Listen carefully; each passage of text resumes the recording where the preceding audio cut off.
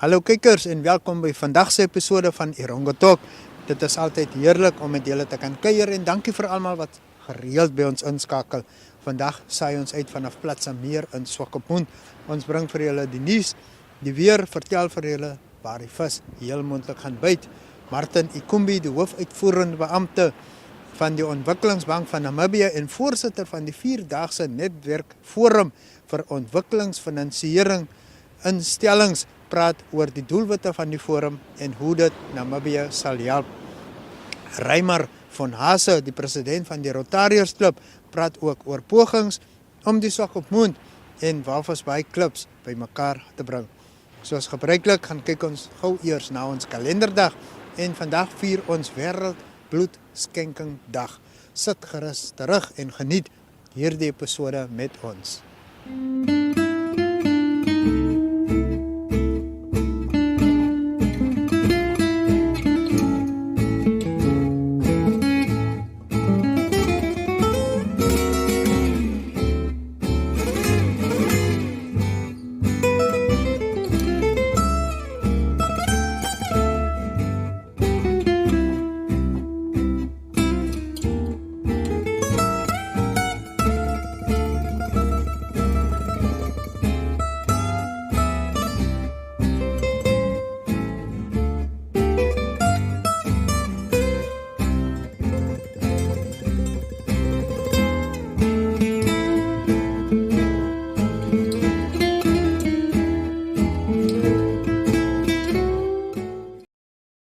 At Stadio, we know why you study. We see your courage. We understand your ambition. We see you push forward even when it's challenging. We see you moving in the direction of your dreams across that stage. And that's why we make higher education accessible and affordable. Today, start something your future self will be proud of. Become part of our new vision in higher education.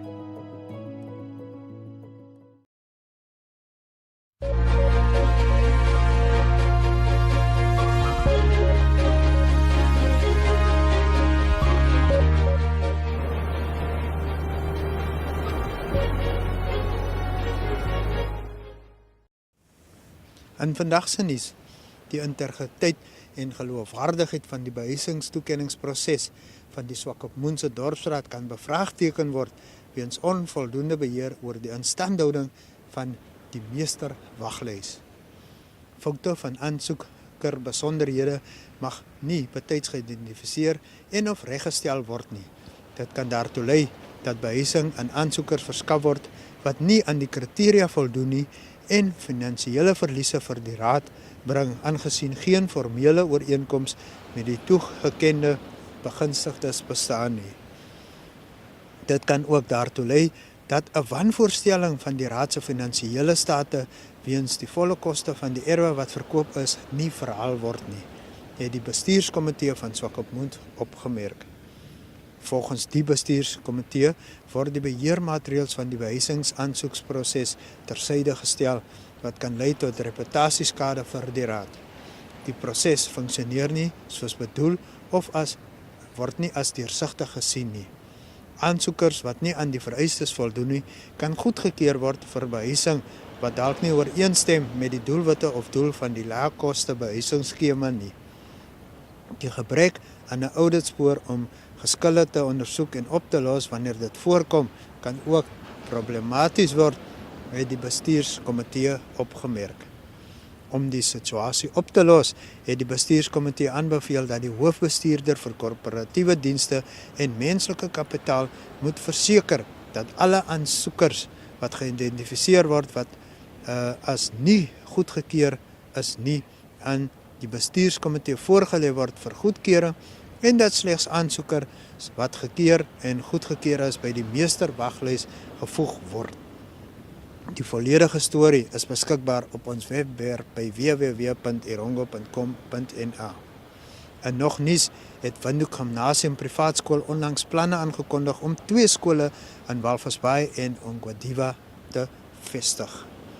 Met die verwagte totale koste van 120 miljoen sal die nuwe skoolfasiliteit in Walvisbaai uit 2 blokke bestaan. Blok A sal 20 klaskamers, 2 rekenaarlaboratoriums, 2 auditoriums, 1 wetenskaplaboratorium, 1 robotika laboratorium, administrasiefasiliteite, abolisie en 'n biblioteek insluit. Blok B sal 10 klaskamers, 'n middagsorgkamer en administrasiefasiliteite insluit. Dit sal ook sportfasiliteite insluit, naamlik 2 rugby, sokkervelde, 'n atletiekbaan, 'n cricketveld, 4 netbalbane, 'n wêreldwye internasionale hokkieveld, die eerste een in Afrika, paviljoene, kleedkamers en openbare toilette. Die amptelike baanbreker seremonie van Walvisbaai Gimnasium vind op 21 Junie plaas en die van die Oceana Gimnasium vind op 20 Junie in Inkumbi plaas. Colette Rickert, stigter en uitvoerende hoof van die Windhoek Gimnasium Privaatskool, het gesê dat sy 'n paar jaar gelede besef het dat daar 'n behoefte is aan meer kwaliteitskole met dieselfde voetspoor en aanbod as Windhoek Gimnasium in ander dele van die land. Rickert sê sy het talle versoeke ontvang om 'n skool in 'n aantal gebiede te open en na deeglike ondersoek het sy besluit om haar volgende skole in Walvisbaai en Inkumbi te bou. En dan ten slotte, die Teen-Korrupsiekommissie van Namibia se agterstand in sake wat ondersoek kan word, het oor die laaste boekjaar vanaf 327 sake met 86 gekrimp volgens die instansie se uitvoerende direkteur Telfas Silongo.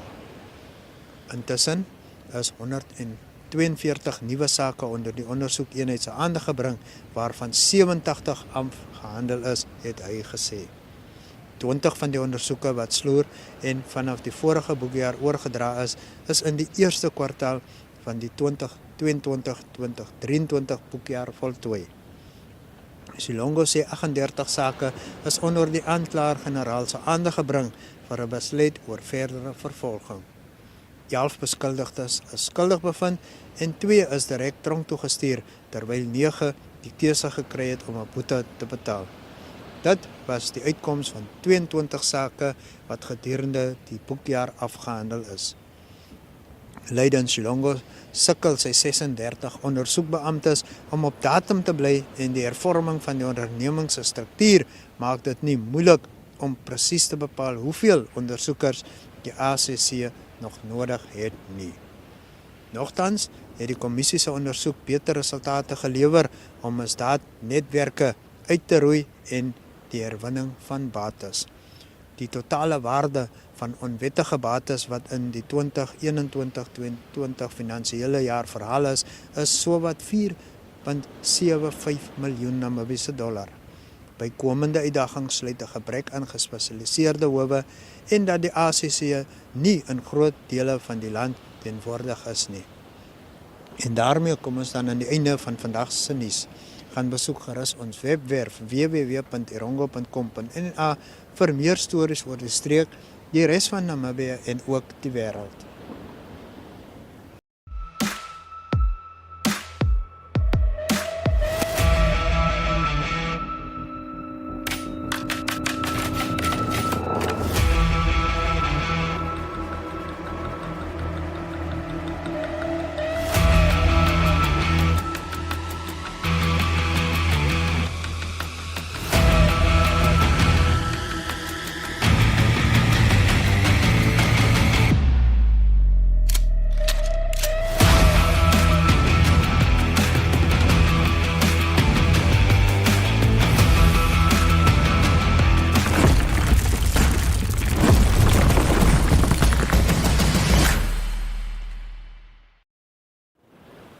Viewers, stay tuned for your interviews. That the 4 Namibian development institutions, that is DBN, Agribank, NHE, and the Environmental Investment Fund, they are all members of the SADC DFI networks, and we therefore participate in this what we call DFI CEO Forum. It's a forum that takes place usually when the DFI network meetings takes place. And this forum we use to share experiences, draw lessons from the experience of other DFIs in other member countries, and through that help build capacity of our own institution. So that is really the purpose. And today's topic was about how do we balance development impact, which is usually the mandate of the DFIs, and also remaining sustainable. It was very, very important, for example, today when the discussion was about profit with a purpose or sustainability with a purpose, basically meaning that it is possible for development finance institutions to be able to deliver development impact. In other words, financing those projects that are impacting the livelihood of people, but still remain financially sustainable. That it's not sustainability versus impact, but it's impact with sustainability. So that is the lesson that we are drawing from today. So on the question in terms of what is the value add to the Namibian DFIs, obviously we are tapping knowledge, we are tapping experience, we are talking about cooperation, working together with regional DFIs to finance projects not only in Namibia but obviously across the SADC region. There is a recognition that we cannot develop in silos. The whole region need to develop and move in tandem. If we are talking about Namibia being a transport and logistics hub, for example, it is going to be very important that we coordinate the development of transport infrastructure, be it railways, be it roads, be it the port expansion here in Walvis Bay. In terms of untapped, there is always opportunities in all sectors. I do believe, for example, that there is immense opportunity still in agriculture in Namibia, for example. We can expand our agricultural production for local consumption and possibly for export. There is opportunities also in value adds, be it in pharmaceutical, even just inputs that we are consuming here in Namibia. If you go into specific products, for example, you can talk about poultry. We're still importing part of the poultry products that we are consuming. There is an opportunity to produce them here.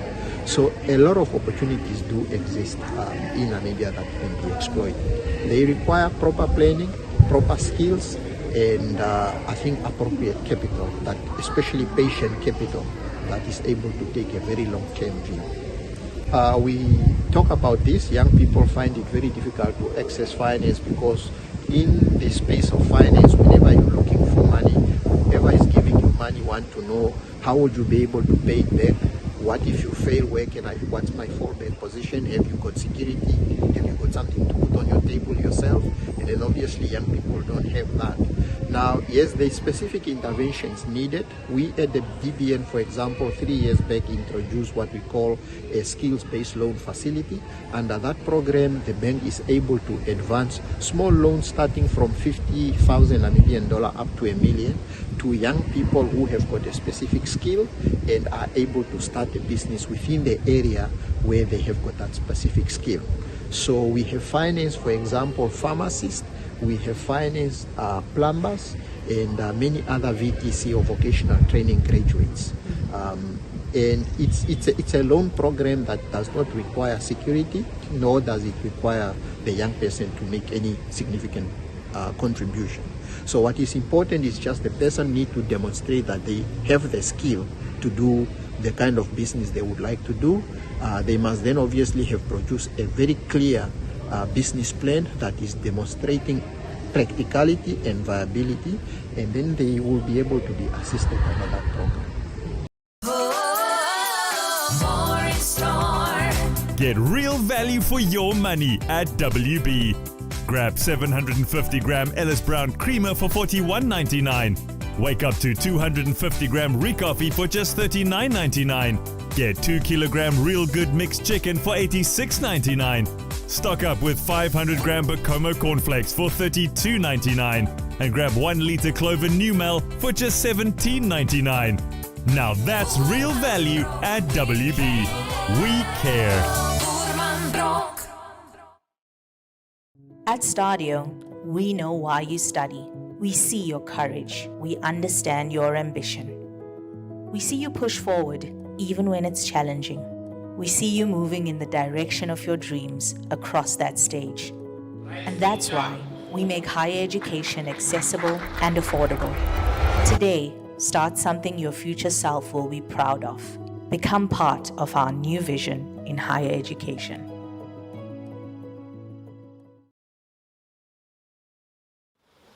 And now for your fishing report. Reports of super catches of galjoen, blacktail and kop arrived rapidly. The sharks have also started feeding again with some big bronzies being landed. The galjoen were caught pretty much along the entire coastline. Certain spots like mile 11 and mile 13 produced some decent numbers. The Valle right up to Black Rocks also delivered some quality galjoen. Blacktail also readily took the angler's bait. Mile 17 towards Black Rocks, about 500 meters north, rendered some decent kop too. Dries van Zyl tried his luck at this very productive angling spot. It was on with his first cast and he got stuck into a pen-sized fish. With that catch, dinner was sorted. Mile 6 in the vicinity of the pump station and mile 14 also produced good numbers of blacktail.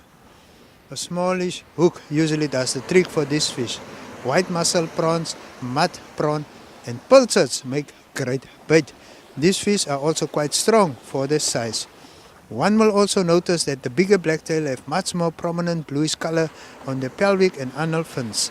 The northern shores have also been giving rather big fish, but not quite the numbers as the angling spots between Henties Bay and Swakopmund. The skiboat anglers have been getting fish at both Vierkant Klip as well as mile 8 and mile 14. The water was quite calm this weekend and the skiboat anglers could fish in shallower areas, and this allowed them to find more productive angling spots. Henry Loubser reported that he reeled in some good fish in about 14 meter depth of water. The size of the catches was very acceptable and in the 1.5 kilogram to 2.5 kilogram range, which is probably the best eating size. Rudy Swartz also got stuck into some good numbers of galjoen and blacktail. He, however, managed to land 2 big bronzies. Landing 2 in one day is quite tough, so well fished Rudy. He used mackerel as bait. He took the head and then added some cutlets around it to bulk it up a bit and to produce more flavor for a longer period. Conditions for the upcoming week look very favorable with somewhat warmer weather predicted. Mild winds are expected with the sea picking up some swell, but it should still be very productive for the anglers. We are heading into the new moon, so the feeding activities should increase. New moon is on 18 June and the better fishing time should be 2 hours before high tide and right up to high tide. Visit our website at www.erongo.com.na for the tides and best fishing times. And with that said, it's Tight Lines. At Stadio, we know why you study. We see your courage. We understand your ambition. We see you push forward even when it's challenging. We see you moving in the direction of your dreams across that stage. And that's why we make higher education accessible and affordable. Today, start something your future self will be proud of. Become part of our new vision in higher education.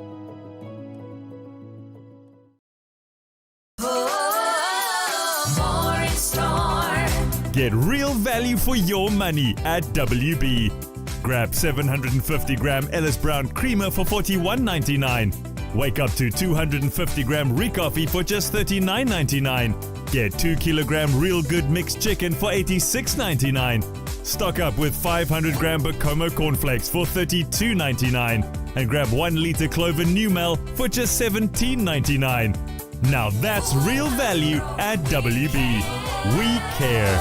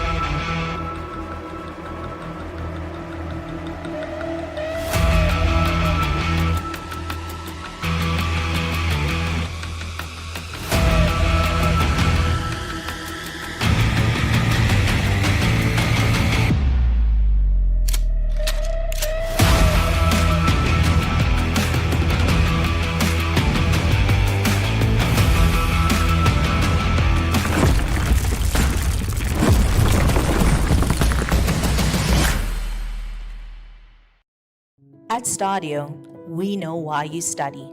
We see your courage. We understand your ambition. We see you push forward even when it's challenging. We see you moving in the direction of your dreams across that stage. And that's why we make higher education accessible and affordable. Today, start something your future self will be proud of. Become part of our new vision in higher education. Kykers, dit het alweer tyd geword om te groet. Onthou ons is daagliks om 12:30 op DStv kanaal 285 of Go TV kanaal 25 te sien. Julle kan ook 'n groot verskeidenheid van programme op ons NMH aanlyn TV kanaal oneup2.com geniet. Kry toegang tot meer nuus en ander stories op ons webwerf www.erongo.com.na. Volg ons gerus op Facebook en raak deel van ons aanlyn familie. Vir jou advertensiebehoeftes, kontak ons by erongotalk@synergy.com.na of stuur vir ons 'n WhatsApp of Telegram na 0817000040. En daarmee sê ek dan totsiens.